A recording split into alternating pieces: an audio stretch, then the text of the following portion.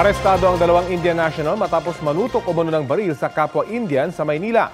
Ang ugat umano ng krimen agawan sa customer sa negosyong pautang. Balitang hatid ni Jomer Presto.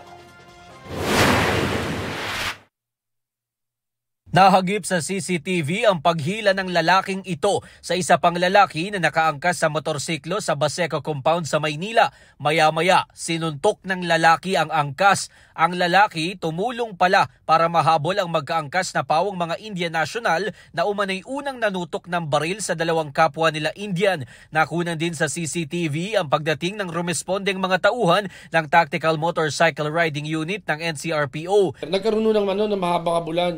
Magmula ko doon sa Main Street, hanggang dito ho, papasok ko hanggang sa may Dubai Street ho, sa gilid doon ng simbahan ng Baseco.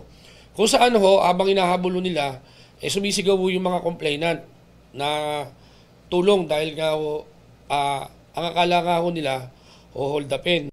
Nang mahuli ang mga sospek, dito na napag-alaman na kakilala pala sila ng mga biktima. Dati na raw may alitan na magkabilang panig dahil umano sa agawan sa customer sa kanilang negosyong pautang. Na-recover mula sa mga sospek ang isang baril at ilang pamalit umanong damit. Maaari yung sigurong personal belongings na talagang ginagamit nyo. Kaya lang nakakapagtaka, ba't ka magdadala ng 4 na jacket to?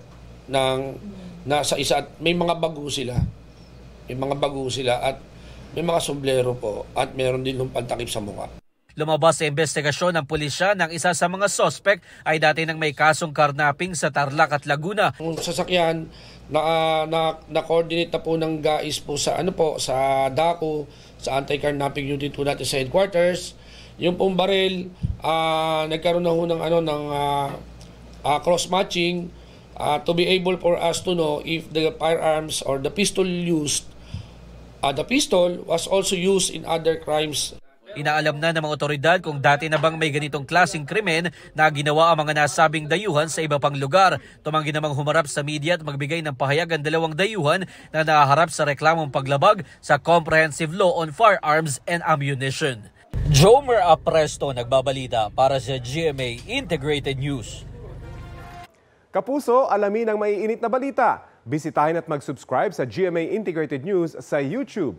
Sa mga kapuso abroad, samahan nyo kami sa GMA Pinoy TV at sa www.gmanews.tv.